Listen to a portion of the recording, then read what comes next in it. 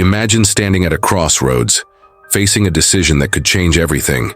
Your heart races, thoughts blur, and it feels like any choice could lead to disaster. Sound familiar? Today, I'll share an ancient method that modern leaders use to make their toughest decisions. This isn't just philosophy. It's a practical tool tested by time and Silicon Valley billionaires, a method that has helped shape some of the most successful companies and careers in history. Let's start with a story. Picture Roman Emperor Marcus Aurelius. Every decision he made affected millions of lives. How did he handle this pressure? He had a secret method called the view from above. Imagine rising above your situation, as if viewing it from a bird's-eye perspective. Your problems suddenly become smaller, and solutions become clearer. This technique, thousands of years old, is now being rediscovered by modern neuroscience as one of the most effective ways to make clear-headed decisions under pressure. But let's make this practical. Take Elon Musk in 2008, Tesla on the brink of bankruptcy, SpaceX facing its third failed launch, his entire fortune at stake. How did he decide to continue? Using a similar method of Stoic detachment, he asked himself three key questions. First, what's the worst that could happen? Complete loss of money, reputational hit. Second, can I survive this? Yes, start over. Third, is the goal worth this risk? Advancing humanity. Yes. This framework, simple yet powerful, has guided countless entrepreneurs through their darkest moments. Think about this. Every major innovation, every breakthrough company, every revolutionary product started with someone making a tough decision. Apple's Steve Jobs had to decide to bet everything on the iPhone. Netflix's Reed Hastings had to choose to cannibalize his own successful DVD business for streaming. These weren't just business decisions. They were moments that required profound clarity and courage. Now, let's dive deep into three powerful decision-making tools used by modern CEOs. The first tool is the 5 Whys method. When Satya Nadella faced the decision to buy GitHub for $7.5 billion, he used this technique. Start with your decision and ask why. 5 times in succession. Each answer should lead to deeper understanding. For example, why do I want to change jobs? Because I feel stuck. Why do I feel stuck? Because I don't see growth. Why is growth important to me? Because I want to make a bigger impact. Why is impact important? Because I want to leave a legacy. Why is legacy important? Because I want my work to matter beyond myself. See how each question peels back another layer of understanding. The second tool is the pre-mortem technique, and it's fascinating how it works. Jeff Bezos uses this before every major decision at Amazon. Imagine your decision has already led to failure. Write a detailed post-mortem report. What went wrong? What factors did we miss? This helps you see blind spots before they become problems. It's like having a time machine. You get to learn from your mistakes before you make them. Let me share a powerful example.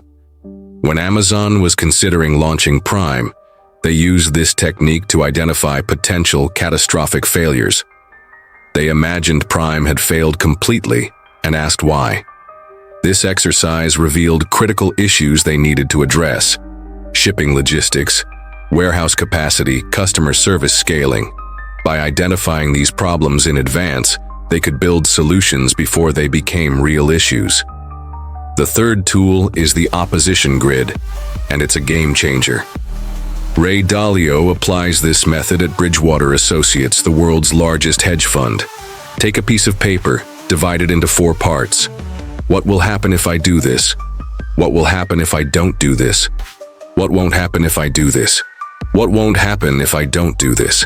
This matrix forces you to consider not just the obvious consequences, but also the opportunity costs and hidden benefits of both action and inaction. Let's look at more real-world applications. When Howard Schultz decided to temporarily close all Starbucks stores for staff retraining, a decision that cost the company $6 million, he used a combination of these methods. The result? It became a turning point in company history, transforming their service quality and customer loyalty. Or take Reed Hastings when Netflix decided to separate streaming from DVD business. Using the pre-mortem technique, they could foresee and prevent numerous potential problems. But there's another critical aspect we need to discuss: emotional detachment. Modern neuroscientists confirm what Stoics knew intuitively: strong emotions block rational thinking. When we're in an emotional state, our amygdala, the brain's emotional center, can override our prefrontal cortex, the area responsible for rational decision-making. How to avoid this? Use the third-party observer technique.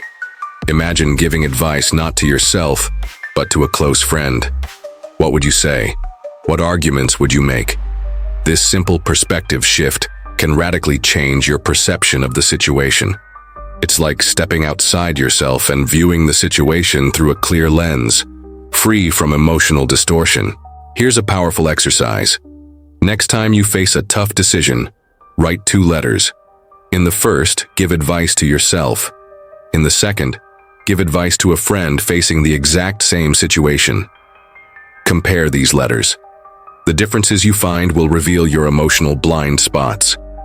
Time perspective is another crucial element. The Stoics practiced what they called negative visualization, imagining losing what they had. Modern leaders use a variation of this, the 10-10-10 rule. How will you feel about this decision 10 minutes from now, 10 months from now, 10 years from now? This temporal perspective can cut through immediate emotional reactions and reveal what truly matters. Let's talk about implementation. Knowledge without action is just philosophy, and we're here for practical results. Start with small decisions. Practice these techniques on low-stakes choices. Like a muscle, your decision-making ability grows stronger with exercise. Begin with personal decisions, then move to professional ones as your confidence grows. Remember the main principle of Stoics. Courage isn't the absence of fear, but the ability to act despite it. Modern leaders, from Satya Nadella to Warren Buffett, constantly make decisions under uncertainty. Their secret isn't the absence of doubt, but a systematic approach to decision-making. Think of it like a chess grandmaster. They don't know every possible move, but they have a method for finding the best one available. Here's a powerful closing thought. Every great achievement in human history started with a decision. Someone had to choose to take that first step, to risk failure, to face uncertainty. The tools we've discussed today, the 5 whys, the pre-mortem, the opposition grid, these aren't just techniques. They're keys to unlocking your potential as a decision maker. Use these tools, and you'll find that tough decisions don't become easier, but they become clearer. And clarity is the first step to wisdom. As Marcus Aurelius wrote, "The universe is change. Our life is what our thoughts make it." So next time you face a tough decision, remember, you're not just choosing between options. You're practicing an art that's been refined for thousands of years. The tools are in your hands. The choice is yours.